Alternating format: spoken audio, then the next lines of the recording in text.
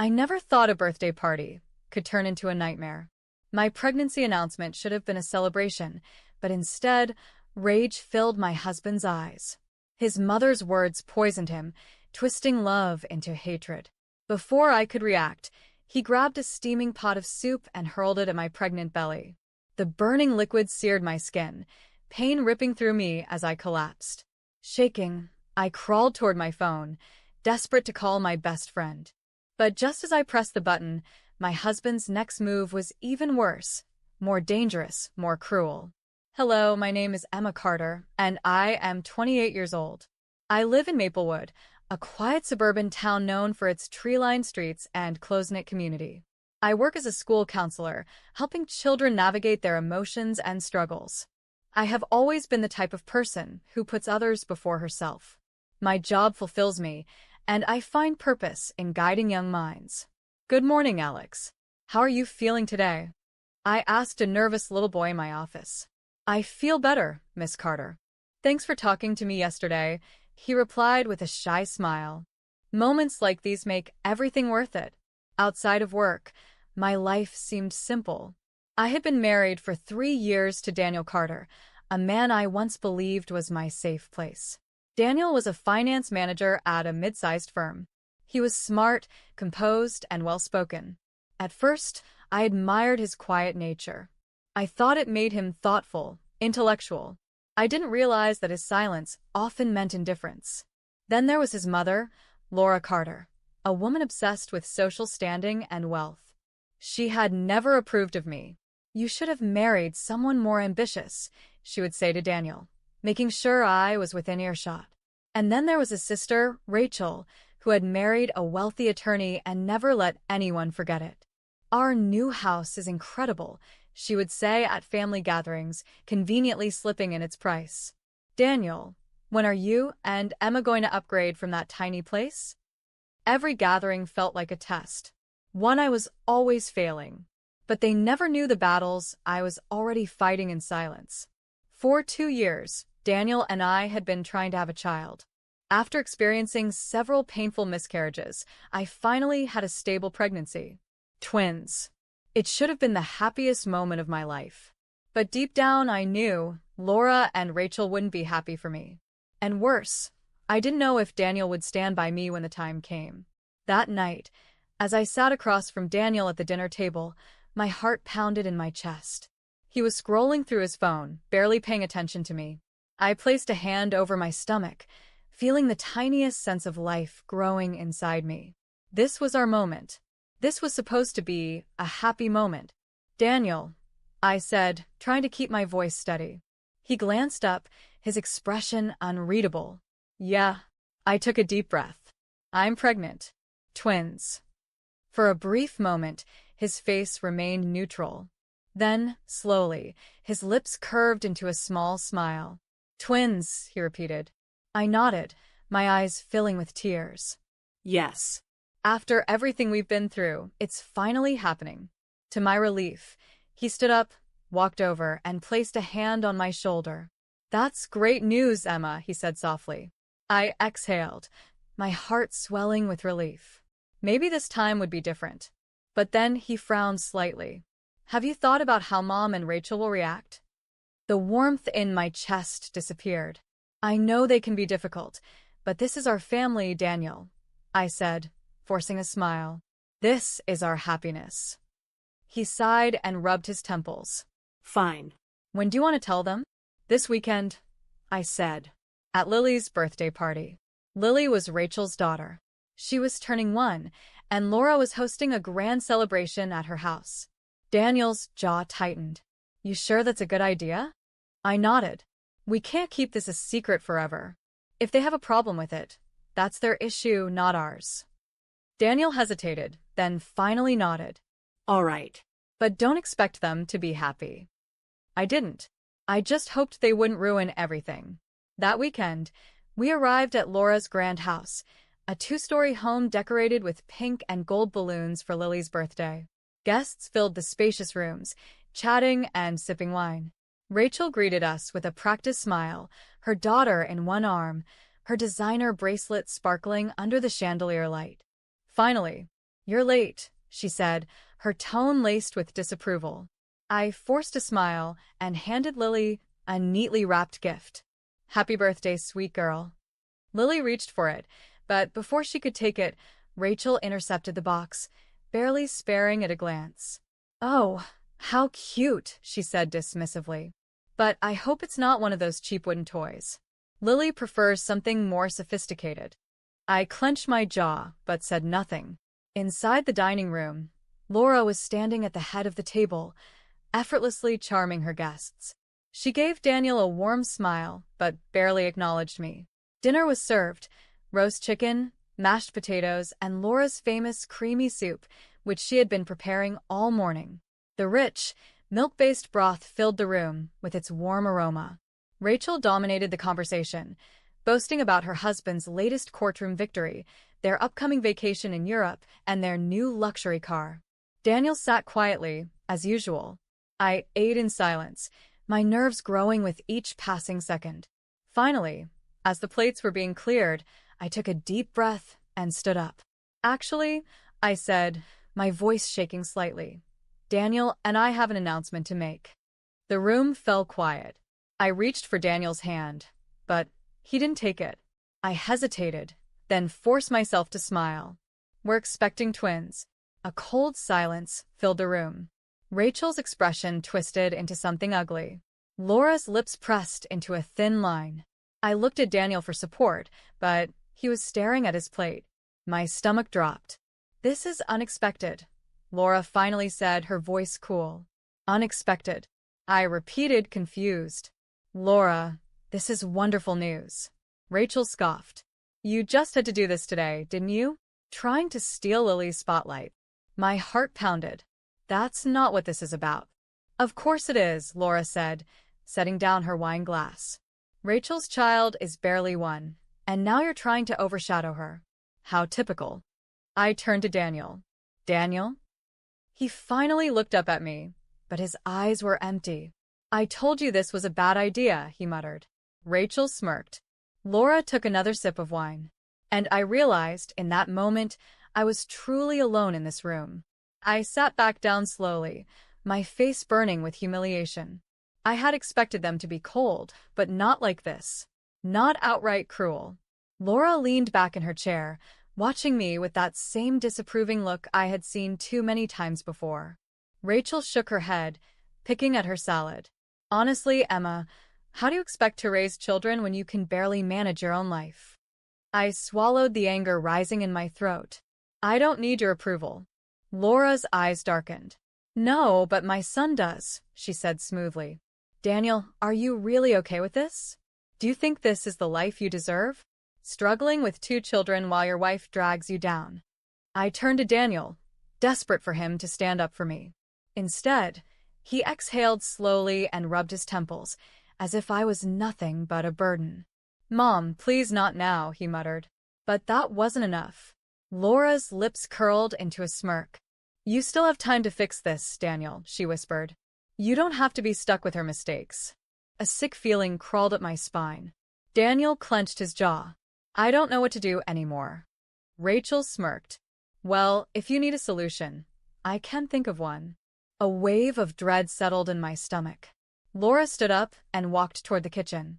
"Maybe we all just need a moment to cool down," she said smoothly. But I saw it, the way she glanced at Daniel. A silent message passed between them. Something was very, very wrong.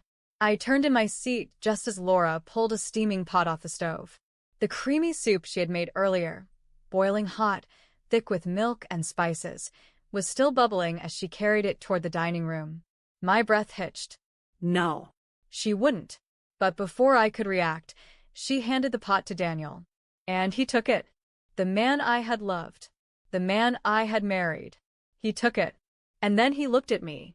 And for the first time, I saw it clearly. He had chosen them over me. "Daniel," I whispered, shaking my head. His grip tightened around the handle. His knuckles turned white. "This is your fault, Emma," he said, his voice eerily calm. "You just wouldn't stop pushing." I barely had time to move. Then he lifted the pot and threw the boiling soup directly at me. The pain was instant. A burning, searing agony tore through my skin as the scalding liquid splashed over my abdomen, my arms, my thighs. My scream filled the room as I collapsed, my body writhing in pain. I instinctively curled my arms around my stomach, desperate to protect my unborn children, but the damage was already done. Rachel let out a satisfied sigh. Laura looked down at me with nothing but contempt. "You should have known your place," she murmured. Through the blinding pain, I knew I had to move. I had to do something. I had to survive. With every ounce of strength I had left, I reached for my purse.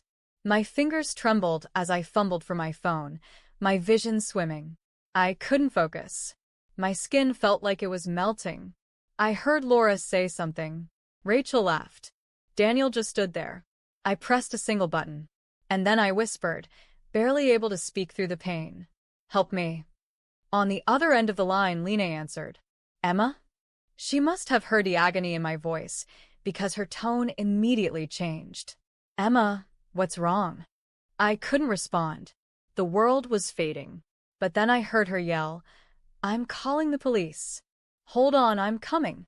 The last thing I saw before everything went black was Daniel, standing over me, staring. Pain. That was all I could feel.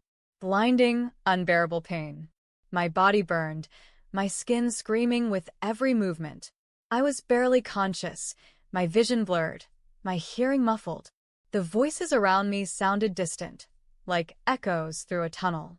Laura and Rachel were whispering. Daniel stood still. None of them helped me. And then, a sound shattered the silence. Bang, bang, bang. A sharp, urgent pounding at the door. Then a voice. "Lena, open this door right now," she shouted, her voice filled with panic and rage. No one moved. I tried to speak, but my throat was raw from screaming. Bang, bang, bang. "Emma," Lena's voice was shaking. "I know you're in there." Laura sighed dramatically. "How annoying," she muttered. Rachel rolled her eyes. "Let's just send her away." Daniel still said nothing. But before anyone could react, the front door burst open. Lena stormed inside, her face pale with fury. The moment she saw me, collapsed on the floor, my skin red and blistered, her entire body went rigid. Her wide, horrified eyes locked onto Daniel.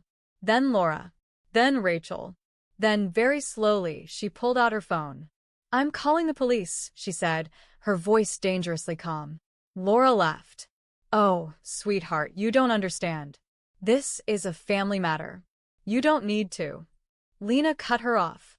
"Shut up." For the first time, Laura looked startled. Lena's hands were shaking as she dialed 911. "My best friend has been attacked," she said, her voice filled with fury.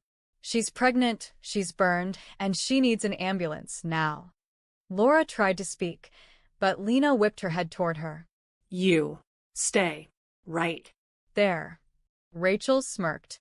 "Oh, please, the police won't do anything. This is our house." Sirens.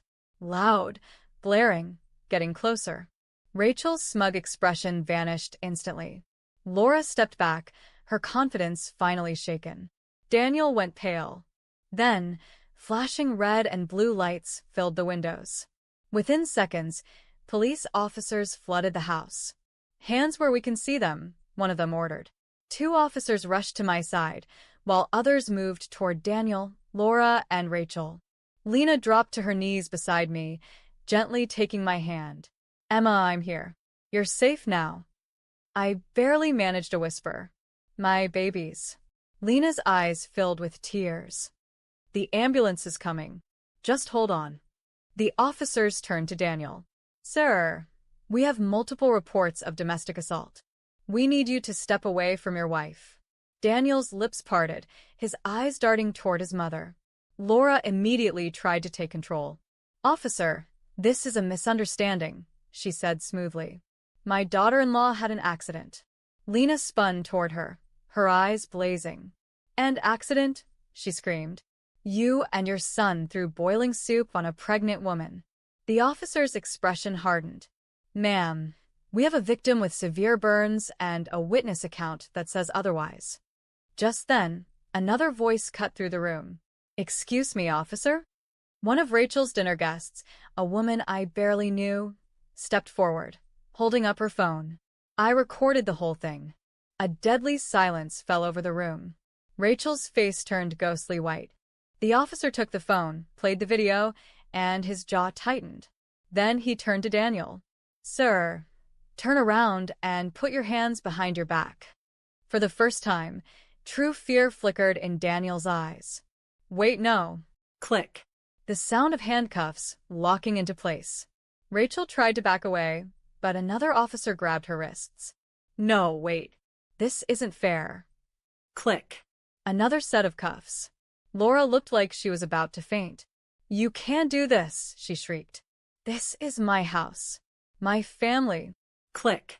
The final pair of handcuffs snapped around her wrists. The officer looked at all three of them. You are under arrest for aggravated assault and attempted harm to an unborn child. You have the right to remain silent. Anything you say can and will be used against you in a court of law. I closed my eyes. It was over. They were finally being taken away. Just then, the paramedics arrived. Lena held my hand the entire time as they lifted me onto the stretcher. I was barely conscious, but I managed to whisper one last thing before the world faded to black. Thank you, Lena. Then everything went dark. I woke up to the rhythmic beeping of machines and the sterile scent of antiseptic. My body felt heavy, my skin throbbing with pain, but I was alive. Fluorescent lights buzzed softly above me. I tried to move, but a sharp sting shot through my abdomen and thighs. Then, a warm, familiar voice. Emma? I turned my head slightly. Lena was sitting beside me, her eyes red-rimmed from crying. You're awake, she whispered, squeezing my hand. I swallowed hard, my throat dry. The babies? Lena smiled through her tears. They're okay. Both of them. The doctors said your clothes absorbed most of the heat. There was no direct harm to them. A sob of relief escaped my throat. Thank God. Just then, a doctor walked in, his expression calm but serious. Mrs. Carter, he said gently, I'm glad to see you awake. I nodded weakly. How bad is it? He checked his chart. You suffered second-degree burns across your abdomen and upper legs. Recovery will take time, but with proper care, you'll heal. I took a shaky breath. And the pregnancy? His features softened.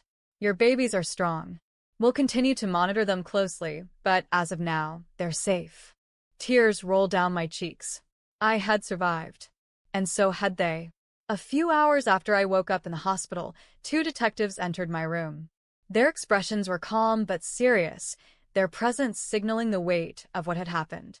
Lena remained by my side, her posture protective, her eyes burning with quiet rage. One of the detectives, a woman in a dark suit, pulled out a notepad. Her badge glinted under the hospital's fluorescent lights.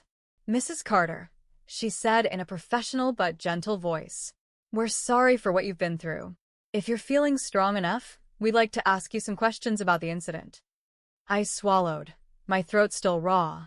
My body ached from the burns, but I knew I had to do this. I nodded. I can talk.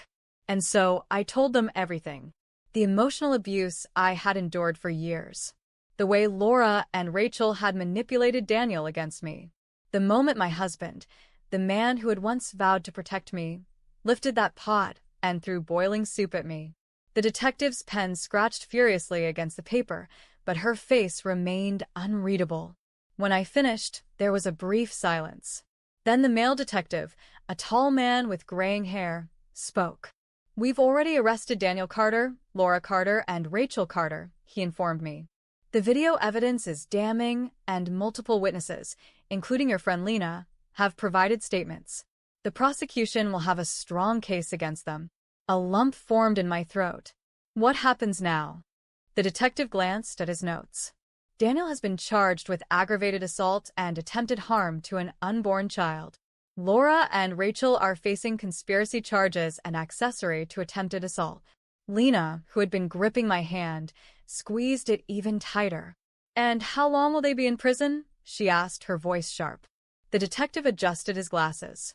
Given the severity of the charges and the clear intent behind the attack, Daniel faces up to 15 years in prison. Laura and Rachel could receive 5 to 8 years each, depending on how the trial unfolds. I felt a shiver run down my spine. 15 years. Would that ever be enough? The detective continued. On top of that, a civil lawsuit has been filed against them. They will be required to pay financial damages to cover your medical expenses and emotional suffering. I exhaled shakily. They were gone. They could never hurt me or my children again. 3 months later, I sat in a courtroom, facing the people who had tried to destroy me. The air was thick with tension. The polished wooden benches, the judge's high seat, the rows of spectators, all of it felt surreal. Lena sat beside me, offering silent strength. Across the room, Daniel, Laura, and Rachel sat in the defendant's section, handcuffed and wearing prison uniforms. Daniel wouldn't meet my gaze. Laura, for the first time since I had known her, looked small, her arrogant confidence stripped away. Rachel's face was twisted in defiance, but I could see the fear in her eyes. The state's attorney, a sharp-eyed woman named Ms. Davis, stood and addressed the jury.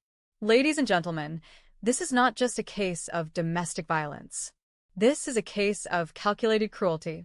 The defendants, Daniel Carter, Laura Carter, and Rachel Carter, not only planned an attack on a pregnant woman but executed it in a way that could have killed both her and her unborn children.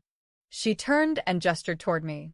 This woman, Emma Carter, suffered second-degree burns, emotional trauma, and nearly lost her children. She was not attacked by a stranger. She was attacked by the man who vowed to love and protect her. The jury members stole glances at me, their expressions grim. Ms. Davis then played the video recording captured by a party guest. The entire courtroom watched in horrified silence as Daniel raised the pot of boiling soup and threw it onto me. My scream echoed through the speakers. Even though I had lived it, watching it again made me feel nauseous. A few jury members winced. One woman covered her mouth in shock. Ms. Davis paused the video and turned to the judge. This was not an accident. This was a deliberate act of violence, and it must be punished accordingly. Daniel's lawyer, a stiff-looking man in a gray suit, stood up. Your Honor, my client deeply regrets his actions. He was under the influence of his mother's toxic manipulation and was not in a rational state of mind. He did not intend to cause such harm. I felt rage bubble inside me. Not intend to cause harm? He threw a pot of boiling soup at his pregnant wife. The judge didn't look impressed either. Rachel's lawyer tried a different tactic. Ms. Carter, she said, looking at me, would you say that you and Rachel had a history of sibling rivalry? I frowned. She's not my sister. The lawyer continued, but there were tensions between you two? I set my jaw. If by tensions you mean her treating me like I was beneath her and calling me a gold digger, then yes. Rachel shifted uncomfortably in her seat. The lawyer hesitated. They had nothing. No excuses. No justifications. Because the truth was undeniable. After 2 days of deliberation, the jury returned with a guilty verdict. The judge, a stern-faced woman with silver hair, looked directly at the defendants. Daniel Carter, you are sentenced to 15 years in prison for aggravated assault and attempted harm to an unborn child. Laura Carter, you are sentenced to 8 years in prison for conspiracy to commit assault. Rachel Carter, you are sentenced to 5 years in prison for accessory to assault. A heavy silence fell over the room. Daniel slumped in his chair, his face blank. Laura let out a choked gasp, shaking her head in disbelief. Rachel burst into tears. But I felt nothing. No pity. No sadness. Just relief. The next morning, Lena was flipping through some paperwork at my bedside. Emma, she said suddenly, I was going through your legal documents. There's something you never told me. I frowned. What? She placed a folded envelope in my lap. I recognized it immediately. I had kept it hidden for years, never feeling the need to open it. Slowly, I unfolded the paper. It was the deed to my parents' house, a house they had left me when they passed away. a house I had never told anyone about. Lena stared at me. You own property, Emma. A fully paid-off house. Why didn't you ever mention this? I swallowed hard. Because I never needed it before. I wanted to make it on my own. But you need it now, Lena said softly. You don't have to start from nothing. You already have a home. For the first time since the attack, I let out a breath that felt like freedom. I had a place to go. I wasn't trapped. I stood outside the quiet, two-story home that had belonged to my parents. The white shutters were slightly worn from time, the garden overgrown, but it was mine. Lena helped me carry the last of my boxes inside. You okay? She asked. I nodded, looking around. It smelled like old memories and new beginnings. This is home now, I said. She smiled. You deserve this, Emma. A week later, a manila envelope arrived at my door. I opened it slowly. Inside were the official divorce papers. Daniel had filed from prison. Good. I picked up a pen and, without hesitation, signed my name. The last string tying me to that life was now cut. I was finally free. Today, I sit on the porch of my home, watching my children, Noah and Lily, playing in the backyard. They are happy, safe, and full of laughter. I still have faint scars on my skin, but I wear them proudly. I started a non-profit organization for domestic violence survivors, helping women escape the cycle of abuse. And as for Lena, she never left my side. Emma, you did it, she said one evening as we sat together, sipping tea.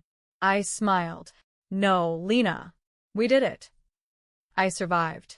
And I built a better life for myself and my children. If you enjoyed this story, don't forget to like, comment, and subscribe for more amazing content. Your support means the world to us. Let us know your thoughts in the comments below. See you in the next one.